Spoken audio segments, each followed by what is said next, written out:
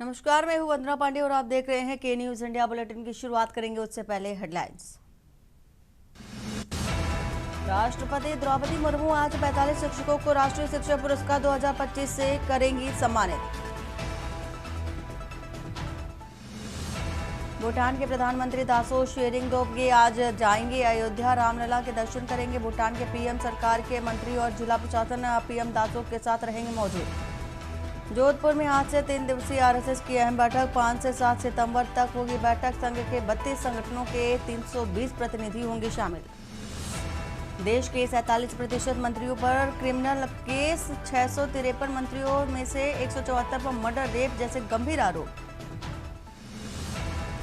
गुरुग्राम में मेट्रो विस्तार के लिए भूमि पूजन आज, केंद्रीय मंत्री खट्टर और सीएम सैनी शिरकत करेंगे। ग्रीवेंस मीटिंग में सुनेंगे शिकायत। दिल्ली एनसीआर में बाढ़, नोएडा में गांव डूबा। राजस्थान के अजमेर में बोराज झील की दीवार टूटी, 1000 घरों में पानी। पंजाब में 43 मौतें। आप देख रहे हैं कि खबरों का सारथी।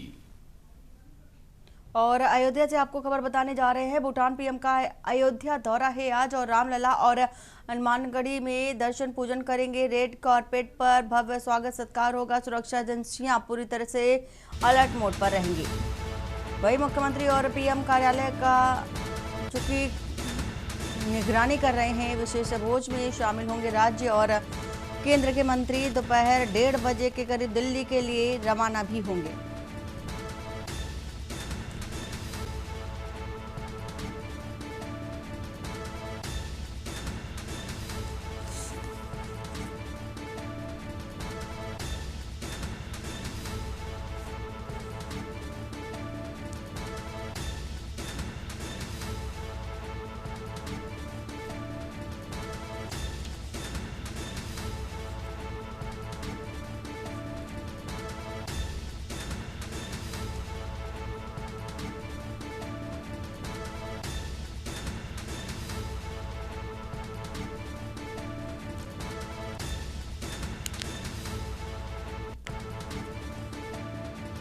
अयोध्या से खबर बता रहे हैं। सुरक्षा एजेंसियां पूरी तरह से अलर्ट मोड पर हैं।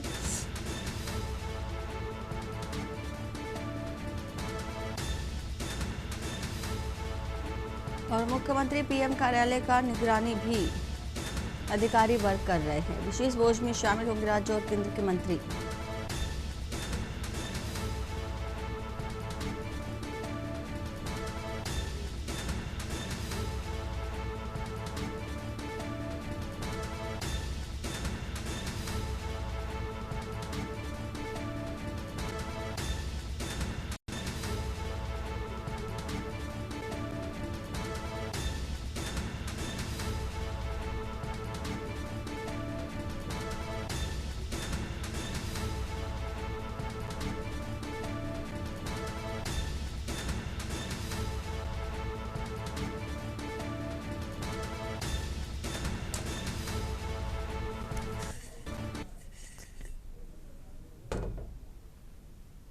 अब से कुछ ही देर में भूटान के जो महामहिम है दासो सेरिंग टोब्गे, वो अयोध्या में आने वाले हैं। अयोध्या में आना एक उनका जो कार्यक्रम है वो सुनिश्चित है। इसी को लेकर के अयोध्या में राम मंदिर गेट नंबर 3 के पास जो तमाम तैयारियां हैं उनके स्वागत को लेकर, उनकी सुरक्षा को लेकर वो की जा चुकी हैं। अभी आप मेरे पीछे देख रहे होंगे गेट नंबर 3, ये वही रास्ता है जिससे भूटान के जो महामहिम प्रधानमंत्री हैं वो गुजरेंगे और वो राम लला के दर्शन के लिए जाएंगे। इसके साथ ही तमाम जो उनकी सुरक्षा को लेकर जो व्यवस्थाएं की जानी थी प्रशासन की ओर से वो की जा चुकी हैं। मैं आपको दिखाऊं तो पीछे ये वही रास्ता है जहां से वो वाल्मीकि एयरपोर्ट पर जब 9:30 बजे उतरेंगे और तो उसके बाद इसी रास्ते से वो इसी तरफ से होते हुए रामलला के दर्शन करने जाएंगे। उनके साथ एयरपोर्ट पर जो प्रभारी मंत्री हैं सूर्य प्रताप शाही, वो भी मौजूद हो सकते हैं और वो उनके स्वागत के लिए वहां पर मौजूद है। उसके साथ ही साथ जो मंत्रिमंडल है, जो का मंत्रिमंडल है, वो भी उनके साथ रहेगा। इसके साथ अयोध्या के जो प्रशासनिक अधिकारी हैं, जो अयोध्या के डीएम हैं, वो भी वहां पर मौजूद रहेंगे प्रधानमंत्री को रिसीव करने के लिए। उसके साथ ही ये जो यहाँ पर अयोध्या का ये जो गेट नंबर, राम मंदिर का गेट नंबर 3 है, इसी के रास्ते होते हुए प्रधानमंत्री, भूटान के प्रधानमंत्री रामलला के दर्शन करने को जाएंगे और दर्शन पूजन करेंगे। करीब 2 से ढाई घंटे उनका अयोध्या में रहने का कार्यक्रम सुनिश्चित है, जो कि उनके पहुंचने के बाद से ही शुरू हो जाएगा। यहां से होते हुए वो हो सकता है कि हनुमानगढ़ी का भी दर्शन करने जाएं और भी तमाम जगहों पर जाएं। इन्हीं तरीके की तमाम अपडेट के लिए देखते रहिए के न्यूज इंडिया। मैं शिवेंद्र द्विवेदी, अयोध्या से। और बाराबंकी से खबर बता देते हैं आपको। निर्माणाधीन सड़क पर डंपर हादसे का शिकार और संकेतक न होने से डिवाइडर पर डंपर चढ़ गया। भीषण आग में जलकर पूरी तरह से खाक हो गया है। वाहन चालक और खलासी ने कूद करके अपनी जान बचाई है। थाना बडुपुर क्षेत्र की रीवा सेवा की घटना और सूचना पर पहुंची पुलिस ने दमकल की गाड़ियां भी बुलवाई हैं। खबर आपको बता रहे हैं इस वक्त की बाराबंकी से। और सड़क हादसे में, सड़क निर्माण में सुरक्षा मानकों की अनदेखी चूंकि देखी जा रही है, जिसके चलते ये हादसा हुआ है। तो रात के अंधेरे में हादसे ने अफरा तफरी का माहौल भी मचा दिया और ये तस्वीर आपको दिखा रहे हैं। तो भीषण आग में जलकर वाहन पूरी तरह से राख हो गया और इसी के साथ ही चालक, खलासी ने अपनी जान गाड़ी से कूदकर बचाई है।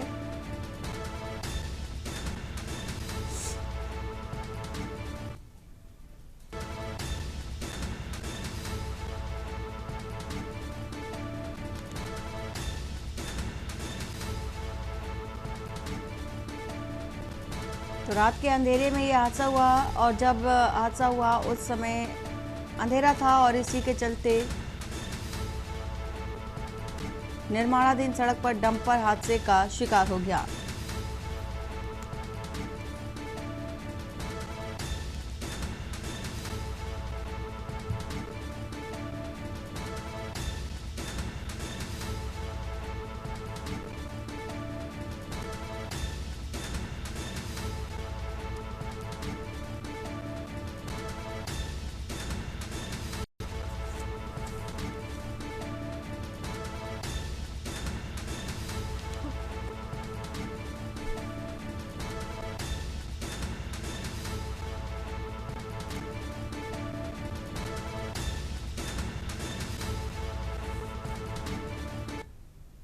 और बुलंदशहर से है खबर, जहां पर धूमधाम से निकला मिलादुन्नबी का जुलूस। हरे झंडे को लेकर के साथ में सैकड़ों लोग शामिल हुए, भाईचारे का संदेश दिया और बच्चे, युवा और बुजुर्ग ने हिस्सा लिया। उत्साह का माहौल देखा जा रहा है। मुफ्ती फुरकान के नेतृत्व में जुलूस को निकाला गया। सुरक्षा के मद्देनजर भारी पुलिस बल तैनात रहा। सीओ शिकारपुर और थाना प्रभारी इस दौरान मौके पर मौजूद रहे। कस्बा पहासू में जुलूस की तस्वीर चर्चा का विषय बनी रही।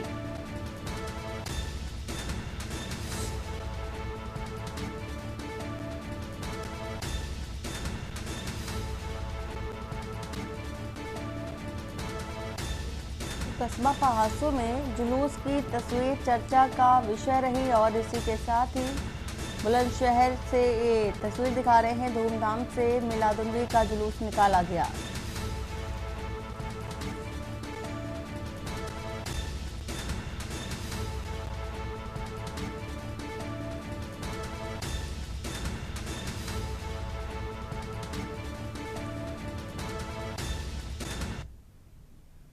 औरैया से खबर बता रहे हैं, सदर कोतवाली क्षेत्र के एनएच पर सड़क हादसा हुआ। नोएडा जा रही कार मुरथुल ढाबी के पास अनियंत्रित हो गई है।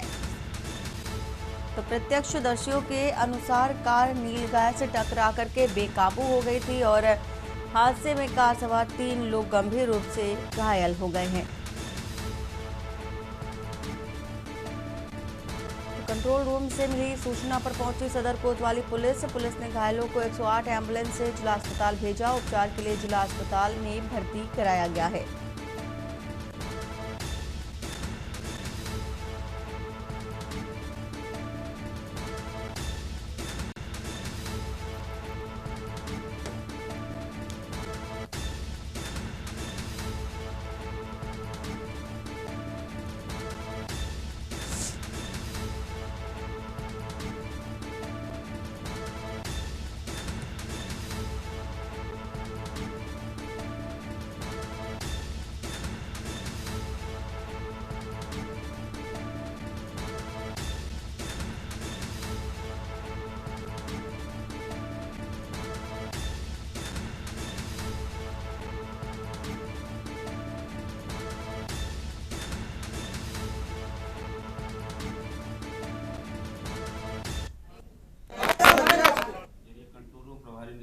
औरैया को रात्रि के 10 बजे सूचना मिली कि कानपुर इटावा नेशनल हाईवे पर स्थित मुरथल ढाबा थाना क्षेत्र कोतवाली औरैया के पास एक स्विफ्ट डिजायर कार का एक्सीडेंट हो गया है, जिसमें 3 लोग काफी गंभीर रूप से घायल हैं।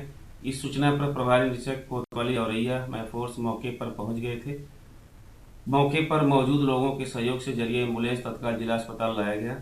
जिला अस्पताल औरैया द्वारा मजरूब बबलू सेंगर निवासी पढ़िन दरवाजा औरैया, संजय पुत्र मनोज भदौरिया निवासी पढ़िन दरवाजा तथा राज प्रताप सिंह निवासी बनारसी दास औरैया को हायर सेंटर रेफर किया गया है। ये तीनों मजरूब औरैया से नोएडा अपनी रिश्तेदारी में जा रहे थे।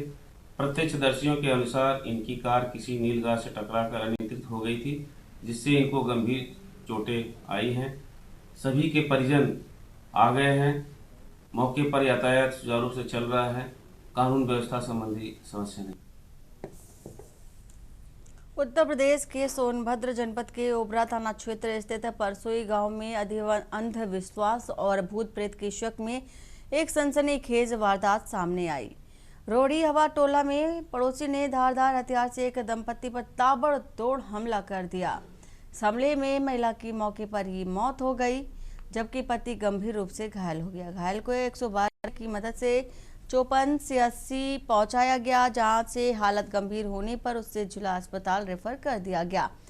घटना के बाद पूरे गांव में दहशत का माहौल है। पुलिस ने मुख्य आरोपी राहुल खरवार को गिरफ्तार कर लिया है। मृतका की बेटी के मुताबिक आरोपी ने 3 महिलाओं के साथ मिलकर इस वारदात को अंजाम दिया। सीओ ओबरा हर्ष पांडे ने बताया कि आरोपी सलाखों के पीछे है और पुलिस साक्ष्य और गवाहों के आधार पर गहराई से जांच कर रही है।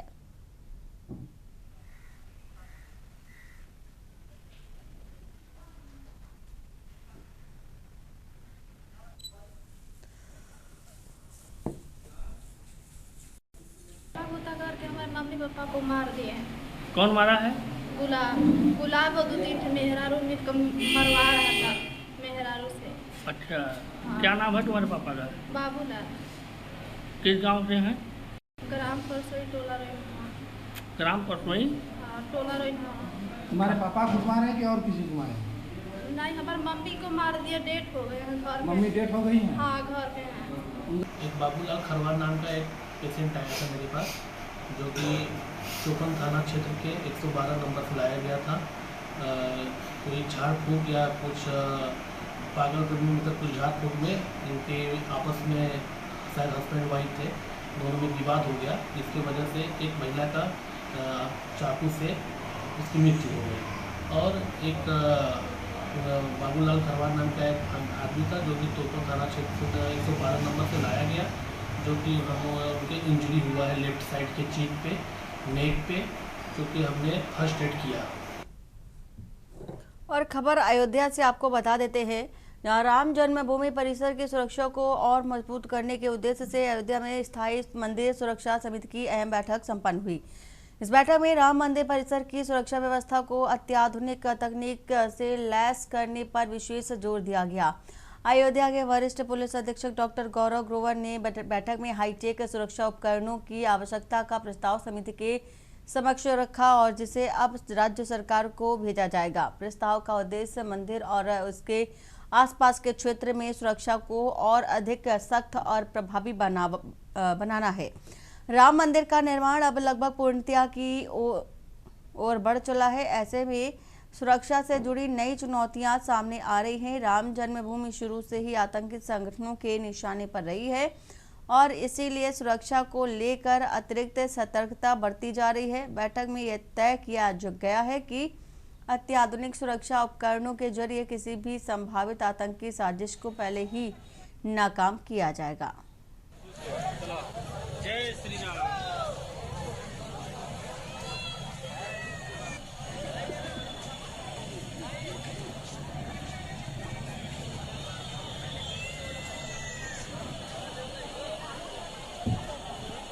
सुरक्षा समिति की बैठक यहाँ पे होती रहती है, क्योंकि एक नियमित बैठक है, समय समय पे होती है। इसमें कोऑर्डिनेशन जो मंदिर ट्रस्ट का है, बाकी फोर्सेस लगी हैं और जिला प्रशासन का, पुलिस का जो भी कोऑर्डिनेशन है, वो इश्यूज डिस्कस होते रहते हैं। तो एक रेगुलर बैठक थी, उसमें आगे की जो काम चल रहे हैं और कैसे चल रहे हैं उसके बारे में discussion. Paramilitary force, PAC, SSF के जो लोग रहते हैं और जो सुरक्षा को लेकर के जो एक समय समय पर इसके सिक्योरिटी ऑडिट होता है उस पर हम लोग मंथन करते हैं। और चूंकि इसमें सेंट्रल गवर्नमेंट और स्टेट गवर्नमेंट की बहुत सारी एजेंसीज इन्वॉल्व रहती हैं, प्लस मंदिर का प्रशासन, जैसा कमिश्नर साहब ने बताया, तो सभी से बात करके और उसमें जो कैसे इसे और बेहतर किया जाए, सुरक्षा के जो नए डायमेंशन है कैसे उसे अपडेट किया जाए, ये सारी चीजें इसमें की जा रही है। राम जन्मभूमि ट्रस्ट के यहाँ पर कार्यालय में हम लोगों ने एक बैठक में प्रतिभाग किया, जो कि राम जन्मभूमि तीर्थ क्षेत्र की स्थायी समिति है, जिसमें कि एडीजी सुरक्षा साहब, एडीजी जोन साहब, एडीजी एसएसएफ और मंडल और जनपद के सभी आला अधिकारी रहे। सुरक्षा जो है वो हमारी प्राइमरी रिस्पॉन्सिबिलिटी है और उसी के दृष्टिगत यहाँ पर सभी पहलुओं पर हम लोगों ने चर्चा की है और जो भी निर्देश प्राप्त हुए हैं शासन से उसका अनुपालन हम लोग कराएंगे।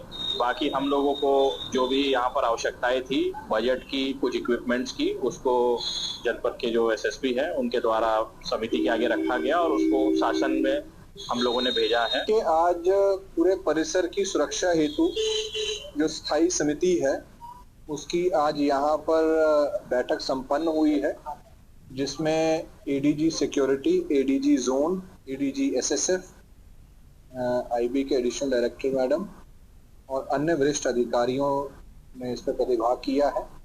समय समय पर सुरक्षा की जो योजना है उसको अपडेट करने के लिए, मंदिर का निर्माण कार्य बहुत ही तेजी से चल रहा है, कंप्लीशन की ओर है, उस स्थिति को देखते हुए कैसे कैसे यहाँ पर सिक्योरिटी स्कीम्स को लागू करना है।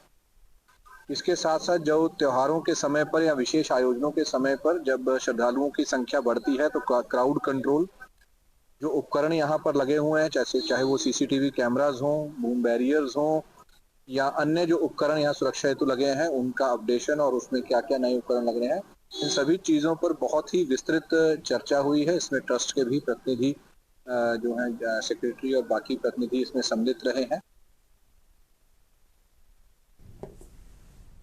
और लखनऊ के वजीरगंज थाना क्षेत्र में पुलिस की रूटीन चेकिंग के दौरान एक सफेद लग्जरी गाड़ी पर लाल नीली बत्ती और वीआईपी पास देखकर पुलिसकर्मियों को शक हुआ। जब गाड़ी रोकी गई तो अंदर बैठा युवक खुद को आईएएस अधिकारी बताने लगा, लेकिन दस्तावेजों की जांच में सच्चाई सामने आई, वह एक फर्जी आईएएस निकला। गिरफ्तार युवक की पहचान गौतम बुद्ध नगर निवासी सौरभ त्रिपाठी के रूप में हुई है और इसके पास से 6 से अधिक लग्जरी गाड़ियां बरामद की गई, जिनमें से range rover, defender, Mercedes Benz, Fortuner और इनोवा शामिल है।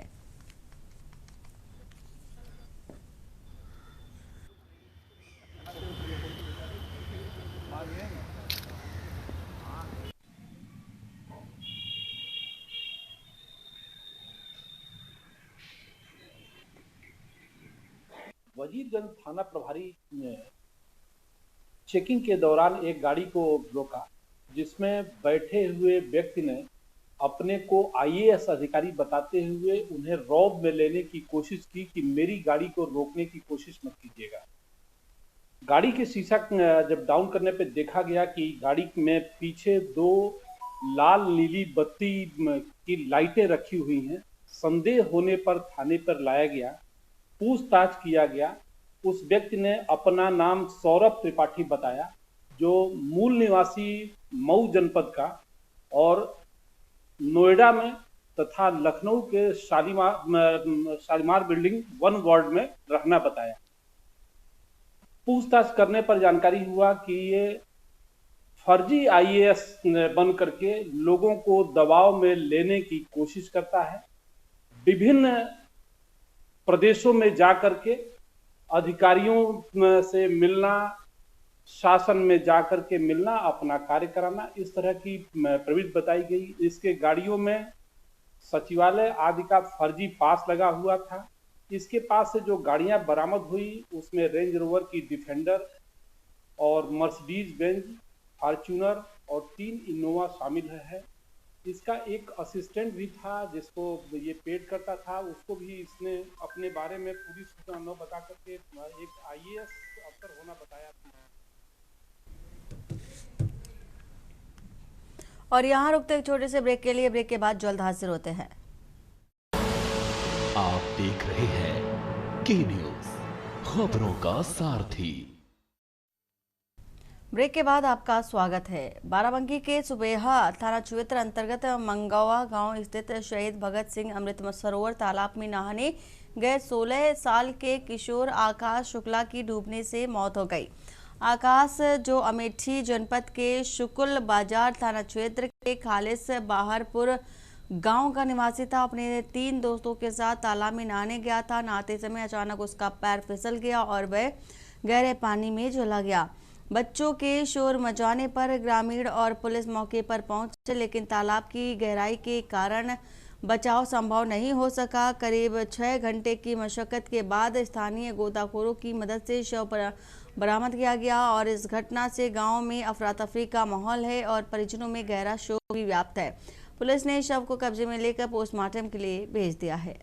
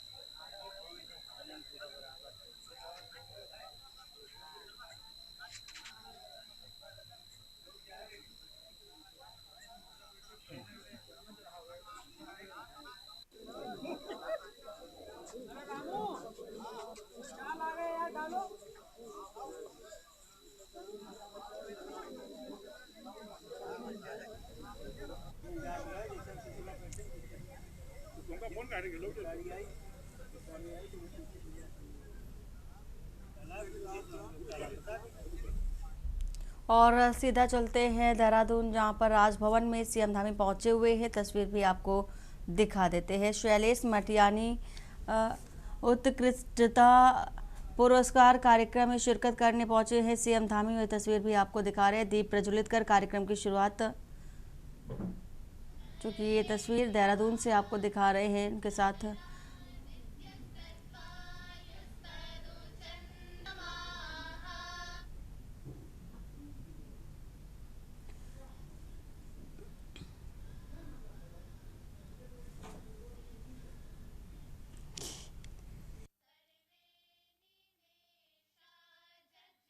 रहे हैं दीप प्रज्वलित करते नजर आ रहे हैं सीएम पुष्कर सिंह धामी और दीप प्रज्वलन के साथ ही कार्यक्रम की शुरुआत। उनके साथ तमाम जो वरिष्ठ जन हैं उनकी उपस्थिति भी आप देख सकते हैं।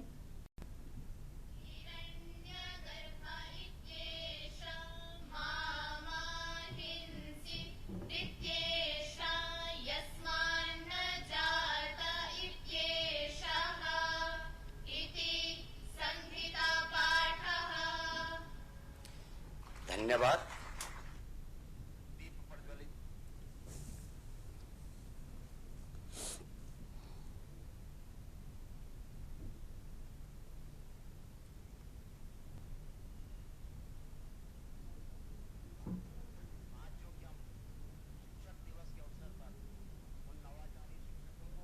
जिन्होंने उत्तराखंड शिक्षा में एक नया रास्ता अपनाया है, एक नवा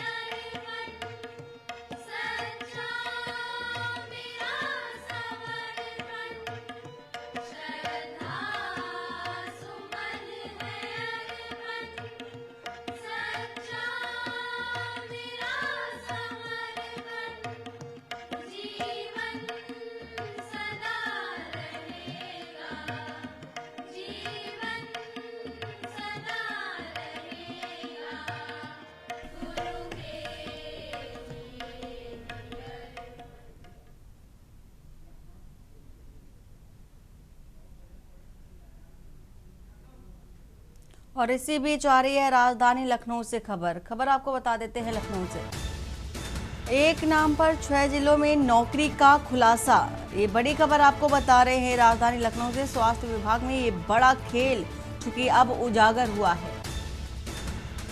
तो मानव संपदा पोर्टल पर दर्ज फर्जी नियुक्तियां, तो हर महीने वेतन अधिकारियों को नहीं लगी भनक, ये बड़ी खबर आपको बता रहे हैं। बेरोजगारों के बीच व्यवस्था पर ये सवाल उठता नजर आ रहा है,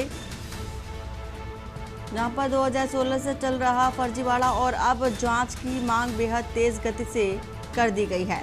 6 जिलों में अर्पित सिंह के नाम पर नौकरी। स्वास्थ्य विभाग की कार्यप्रणाली पर भी गंभीर सवाल उठते नजर आ रहे हैं। 6 जिलों में एक ही व्यक्ति का नाम और उसके नाम पर नौकरी, एक नाम पर 6 जिलों में नौकरी का ये बड़ा खुलासा। तो स्वास्थ्य विभाग में ये बड़ा खेल चल रहा था। खुद अधिकारी चूंकि इससे अनजान थे। मानव संपदा पोर्टल से फर्जी दर्ज नियुक्तियां और इस बात का खुलासा हुआ। हर महीने वेतन अधिकारियों को इस बात की जरा सी भी भनक नहीं लगी और वेतन भी हर महीने पहुंच रहा था व्यक्ति के खाते में। बेरोजगारों के बीच ये बड़ा सवाल। तो 2016 से चल रही फर्जी नौकरी का अब खुलासा। 6 जिलों में अर्पित सिंह के नाम पर नौकरी और स्वास्थ्य विभाग की जो कार्यप्रणाली है उस पर गंभीर सवाल उठते नजर आ रहे हैं।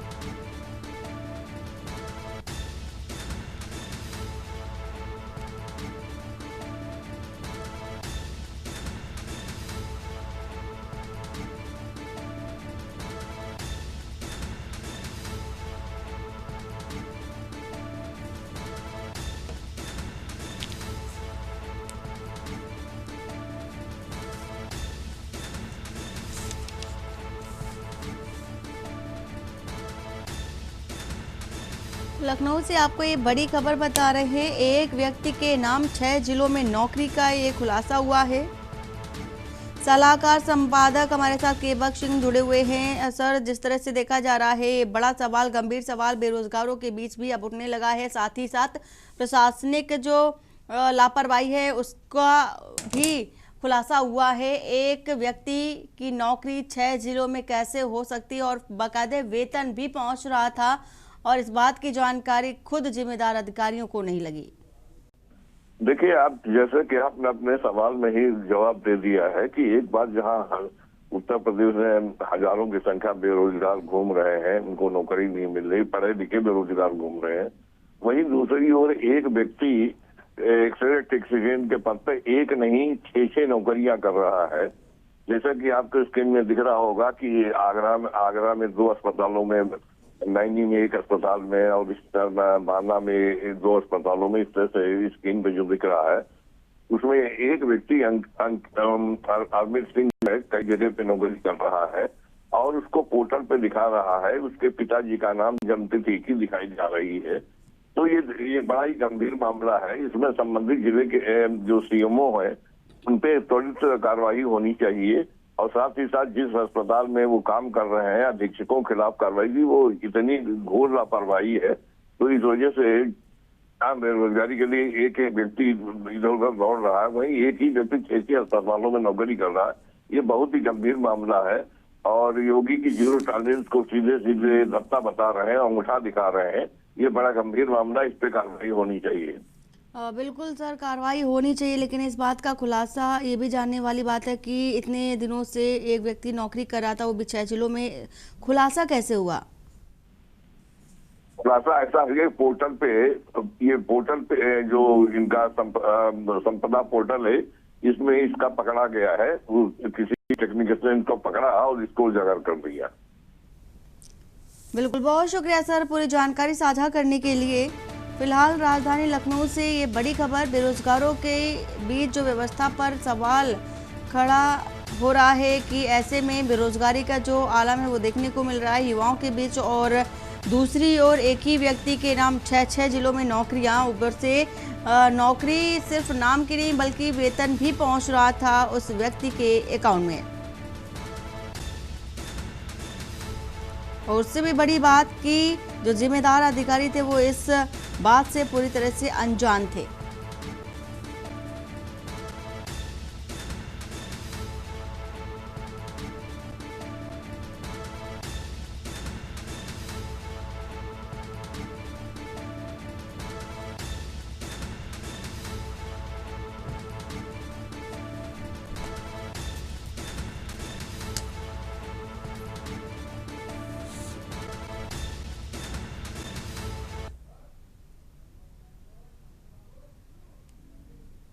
और कानपुर से आ रही है खबर, बता देते हैं आपको कानपुर से इस बीच आ रही है खबर। कानपुर की राजनीति में इन दिनों सब्जी का तड़का खूब लग रहा है।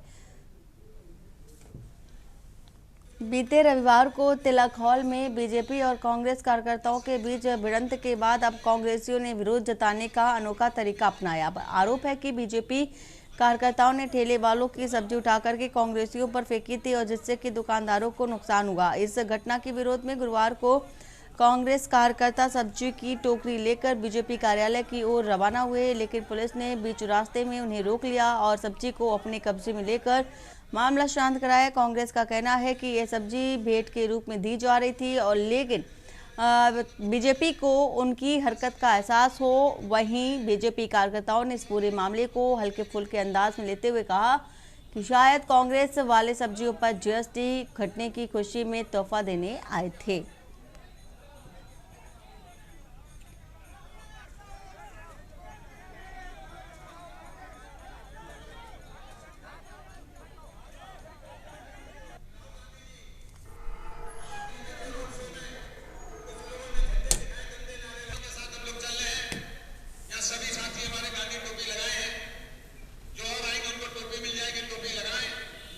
हो सकता है उनको मालूम चला है कि मोदी जी ने जीएसटी के दरें घटाई हैं, इस खुशी में वो लोग सब्जी देने आ रहे हो कि भारतीय जनता पार्टी के नेता ने एक बहुत अच्छा काम किया है। इसके अलावा और तो कोई हमको सब्जेक्ट नहीं दिख रहा है। निश्चित तौर पे आज जो जीएसटी घटी है उसमें हिंदुस्तान का जनमानस, हमारी माताएं जिनका किचन में खर्चा कम हुआ है और हमारे जो कैंसर के मरीज थे उनके लिए 0% जीएसटी किया गया है। अन्य संसाधनों में जीएसटी को 0 करके आदरणीय मोदी जी ने जो मध्यम श्रेणी के लोगों के लिए ये एक आराम चीज दी है। निश्चित तौर पे यह सौगात हिंदुस्तान के लिए बहुत बड़ी सौगात है। विगत 2-3 दिन पहले दोनों पार्टियों के मध्य कुछ बात को लेकर के टकराव हुआ था, जिसमें आज कांग्रेस पार्टी द्वारा विरोध स्वरूप में सब्जी लेकर के पार्टी कार्यालय बीजेपी को जाने की तैयारी थी, जिसको आवश्यक पुलिस बल लगा करके यहाँ पे रोका गया है और इनके द्वारा सांकेतिक रूप से सब्जियां बीजेपी कार्यालय को देने के लिए भेंट की गई थी।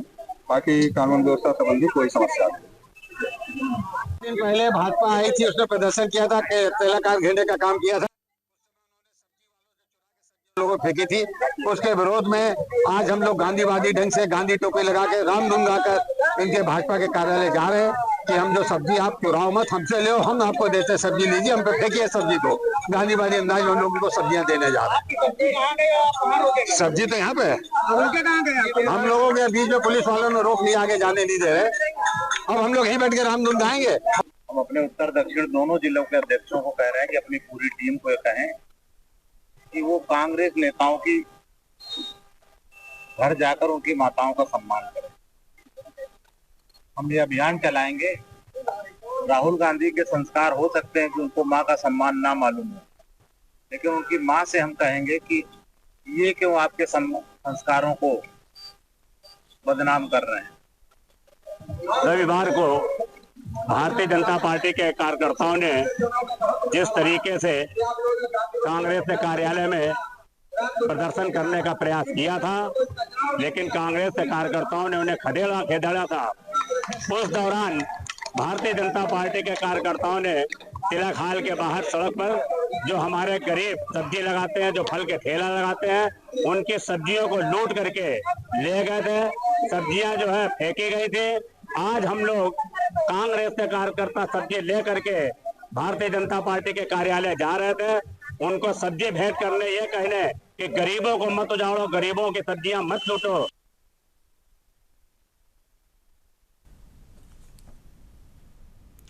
और रायपुर से खबर, सीएम साय आज रायपुर रायगढ़ दौरे पर रहेंगे और राजभवन में शिक्षक सम्मान समारोह में शामिल भी होंगे। सुबह मुख्यमंत्री निवास से होकर के 12 बजे तक समारोह में मौजूद रहेंगे और दोपहर 12 बजे रायगढ़ के लिए भी प्रस्थान कर जाएंगे। खरसिया में भूमि पूजन और लोकार्पण कार्यक्रम में शिरकत रात 8:10 पर करेंगे। चक्रधर समारोह में भी भाग लेंगे और सीएम का रात्रि विश्राम रायगढ़ में भी निर्धारित किया गया है।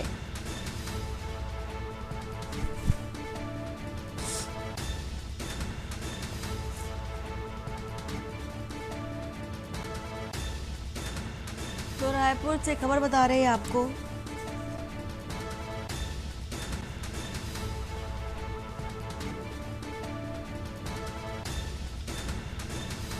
दोपहर 12 बजे रायगढ़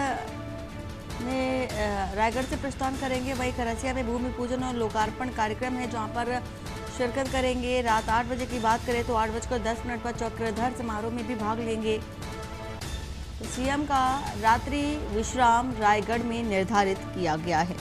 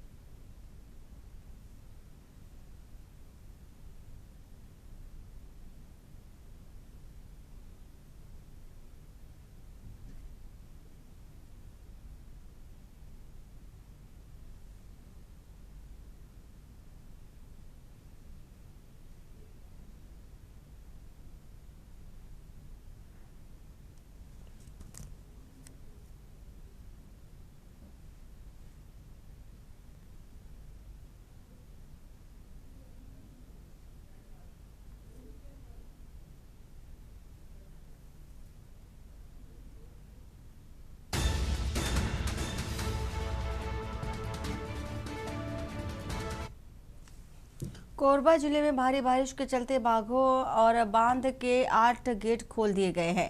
निचले इलाकों को भी खाली कराया गया है। जलस्तर बढ़ने से 11 में से 8 गेट खोलने पड़े और मौके पर इरिगेशन विभाग के आला अधिकारी मौजूद रहे।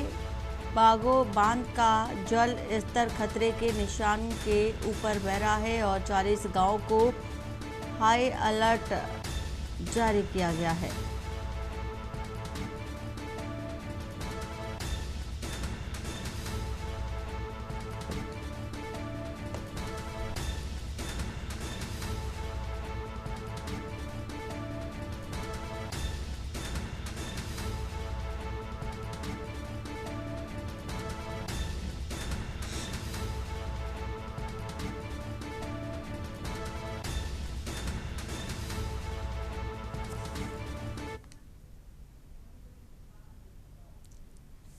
और सीधा चलते हैं देहरादून, जहां पर सीएम धामी क्या कुछ कह रहे हैं सुन लेते हैं, क्योंकि आज शिक्षक दिवस और शिक्षक दिवस कार्यक्रम में शिरकत करने पहुंचे हैं सीएम धामी।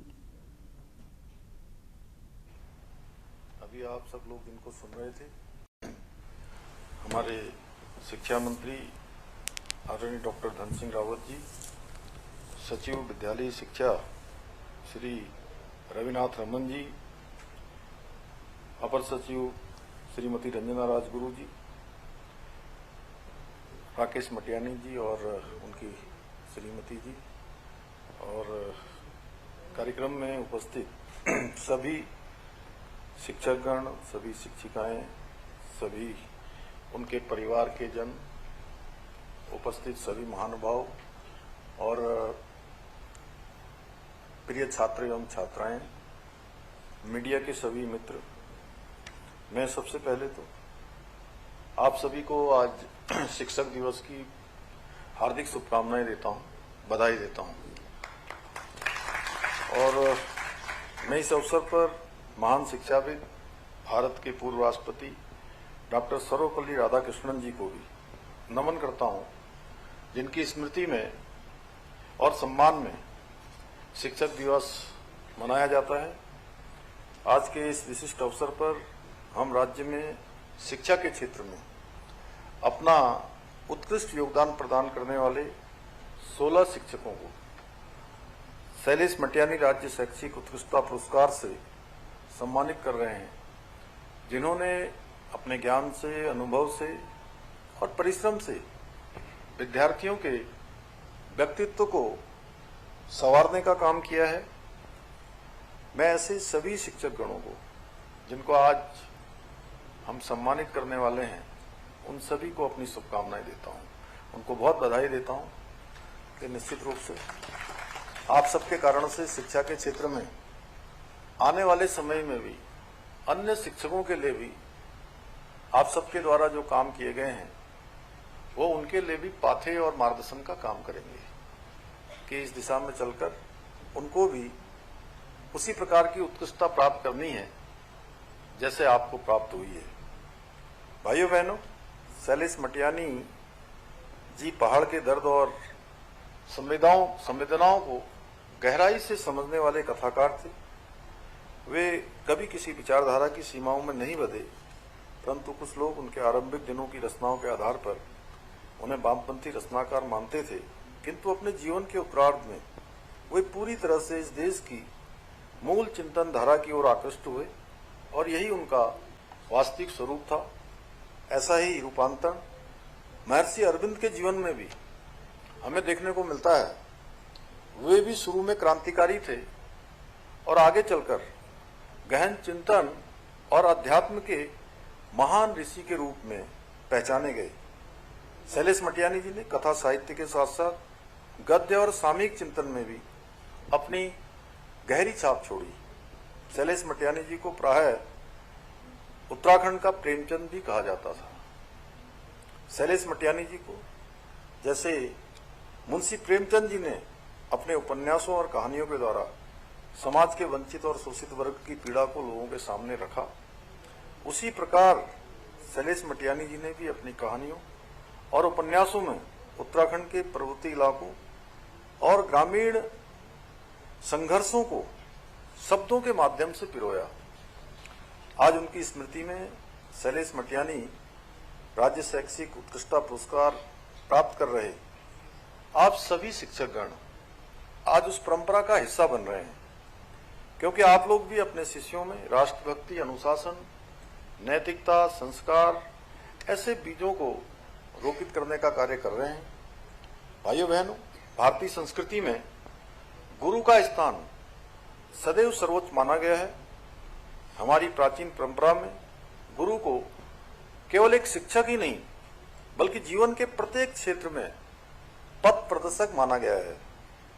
गुरु वो दीपक है जो स्वयं जलकर शिष्य के जीवन से अंधकार को दूर करता है और उसे ज्ञान, संस्कार और सत्य के प्रकाश से आलोकित करता है।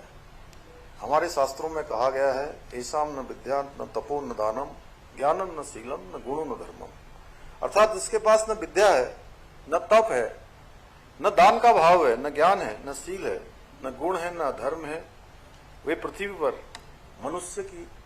मनुष्य के रूप में पशुओं की भांति हैं।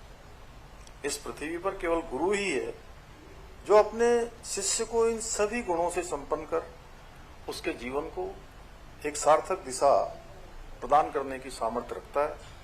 इसलिए गुरु का स्थान ईश्वर से भी ऊंचा माना जाता है। आप सभी जानते हैं किस प्रकार से आचार्य चाणक्य ने साधारण बालक चंद्रगुप्त को अपनी शिक्षा और मार्गदर्शन में इतना समर्थ बना दिया कि वो उस शिक्षा के बल पर संपूर्ण भारत का सम्राट बन गया। इसी प्रकार महर्षि विश्वामित्र ने श्री राम और लक्ष्मण जी को केवल शस्त्र विद्या ही नहीं सिखाई, बल्कि उन्हें धर्म, मर्यादा और आदर्श जीवन की भी शिक्षा दी। भाइयों बहनों, आज इस डिजिटल युग के बदलते दौर में शिक्षकों की भूमिका और भी अधिक महत्वपूर्ण हो गई है। हालांकि कुछ लोग ऐसा मानते हैं, ऐसा नहीं मानते, पर मेरा मानना है कि आज के इस दौर में शिक्षक वो कड़ी है जो हमारे बच्चों को आधुनिक शिक्षा के साथ साथ संस्कृति, संस्कार और जीवन के नैतिक मूल्यों से परिचित कराते हैं। भाइयों बहनों, हमारी सरकार शिक्षकों के इस महत्वपूर्ण भूमिका को समझते हुए उनके योगदान को उचित सम्मान देने के लिए पूर्णतः प्रतिबद्ध है। आदरणीय प्रधानमंत्री जी के मार्गदर्शन एवं उनके सहयोग से हमारी सरकार शिक्षा में गुणवत्ता में सुधार करने के लिए अनेक योजनाएं संचालित कर रही हैं। बहुत सारे नवाचारों के बारे में अभी हमारे शिक्षा मंत्री जी ने बहुत विस्तार से बताया। वहीं हमने शिक्षकों को उपयुक्त वातावरण और साधन उपलब्ध कराने का प्रयास भी किया है। इसके अलावा हमने शिक्षकों के प्रशिक्षण और कौशल विकास के लिए भी विशेष योजनाएं प्रारंभ की हैं, जिससे वे आधुनिक समय की चुनौतियों का सामना कर सकें और विद्यार्थियों को उच्च गुणवत्ता की शिक्षा प्रदान कर सकें। भाइयों बहनों, शिक्षा के महत्व को ध्यान में रखते हुए हमारी सरकार ने देश में सर्वप्रथम नई शिक्षा नीति को लागू करने का कार्य किया है, जिसके अंतर्गत हम वर्ष 2022 में बाल वाटिका की शुरुआत कर प्रदेश में शैक्षिक क्रांति प्रारंभ की है। हमारी सरकार द्वारा क्वालिटी एजुकेशन सुनिश्चित करने के लिए सभी सरकारी विद्यालयों में एनसीईआरटी की पुस्तकें अनिवार्य की गई हैं। साथ ही राजकीय और सहायता प्राप्त विद्यालयों में कक्षा 1 से लेकर 12 तक के सभी छात्रों को निःशुल्क पाठ्य पुस्तकें भी उपलब्ध कराई जा रही हैं। हम जहां एक और उत्तराखंड को सरकारी और अशासकीय स्कूलों के 6वीं से 12वीं तक के मेधावी छात्र छात्राओं को मुख्यमंत्री मेधावी छात्र प्रोत्साहन छात्रवृत्ति योजना के माध्यम से प्रत्येक माह छात्रवृत्ति प्रदान कर रहे हैं। वहीं हमने राज्य में बच्चों के व्यक्तित्व विकास के उद्देश्य से प्रत्येक विकासखंड के 10वीं और 12वीं के मेधावी छात्रों को भारत भ्रमण पर भेजने की योजना की शुरुआत भी की है। मुझे बताते हुए हर्ष हो रहा है कि पिछले दिनों राज्य में पहली बार 12वीं के व्यावसायिक छात्रों के लिए रोजगार मेलों का आयोजन किया गया, जिसके माध्यम से 146 विद्यार्थियों को प्रतिष्ठित कंपनियों में चयन का अवसर भी प्राप्त हुआ। भाइयों बहनों, इसके अतिरिक्त उत्तराखंड देश का पहला राज्य बन गया है जहां बुनियादी शिक्षा के लिए राज्य पाठ्य चर्चा रूपरेखा तैयार की गई है। यही नहीं, विद्यालयों में विद्यार्थियों की रचनात्मकता को बढ़ावा देने हेतु बस्ता रहित दिवस को भी पाठ्य चर्चा में शामिल किया गया है।